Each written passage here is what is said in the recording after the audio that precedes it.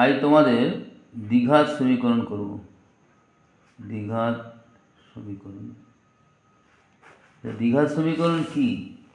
আমরা জানি কোনো একটা সমীকরণ যদি এইভাবে লেখা হয় তাহলে সেটাকে দ্বিঘাত বলবো। এখানে এক্স চলরাশির সর্বোচ্চ পাওয়ার বা ঘাত হচ্ছে 2, তাহলে এর দুটো বীজ থাকবে। দুটো বীজ মানে এক্সের দুটো মান থাকবে, ধরে নিচ্ছি আলফা আর বিটা দুটো মান। এই দুটো মান দিয়ে এই সমীকরণটা সিদ্ধ হবে বা স্যাটিসফাই হবে। এক্ষেত্রে সিদ্ধার্থের একটা সূত্র আছে এর মানগুলো বের করার। সূত্রটা কি না, আলফা আর বিটা যদি দুটো বীজ হয় তাহলে সেটা আমরা বের করব -b plus minus √v² - 4ac/2a এই সূত্র দিয়ে। যেখানে ভালো করে দেখে নাও, যেখানে a সমান x² এর সহগ, b সমান x এর সহগ, c সমান ধ্রুব সংখ্যা বা ধ্রুবক। এইটা এইখানে যদি বসাই তাহলে আমরা আলফা বিটা বীজ দুটো পেয়ে যাব। ঠিক আছে, এবার আমরা যাচ্ছি দুটো অঙ্ক কি, একটা অঙ্ক দেওয়া হচ্ছে যদি একটা দ্বিঘাত সমীকরণ হয় x² plus px plus q সমান 0। এইটা একটা সমীকরণ যার শর্ত হচ্ছে কি, শর্ত হচ্ছে একটি বীজ অন্যটির বর্গ। তাহলে ধরি একটি বীজ আলফা, অতএব অন্য বীজটি হলো আলফা স্কোয়ার। শর্তানুসারে আমরা জানি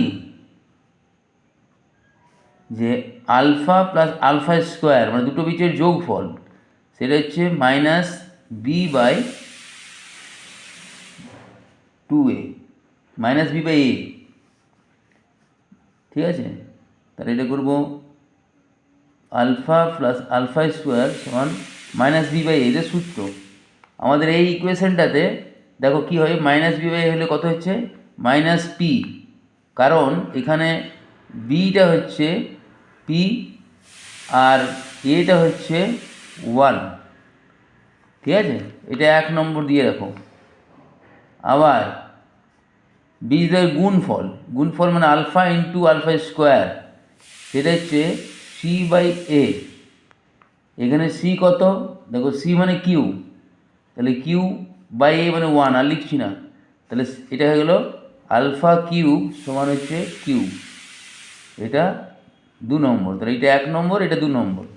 এবারে দেখো এটা যদি আমরা কিউব করি তাহলে ফ্রম 1 and 2 বা 1 ও 2 হইতে কী পাচ্ছি, এটা যদি কিউব করি তাহলে আলফা প্লাস আলফা স্কোয়ার তার হোল কিউব সমান -p তার হোল কিউব, তাহলে এটা হলো -p³ এবার এটা যদি কিউব করি তাহলে কী হবে, a³ মানে আলফা কিউব প্লাস b³ মানে এটা alpha to the power 6 plus 3a into b into a plus b is equal to -p³।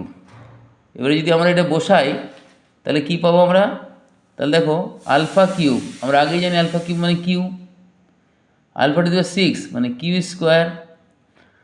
আর এইটা হয়ে গেল দেখো আলফা কিউব, তাহলে 3q, এইটার মান -p সমান -p³।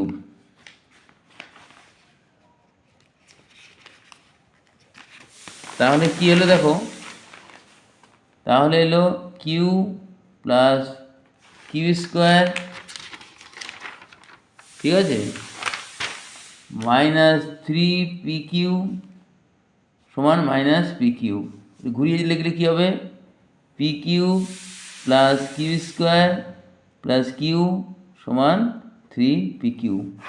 এটা প্রমাণিত।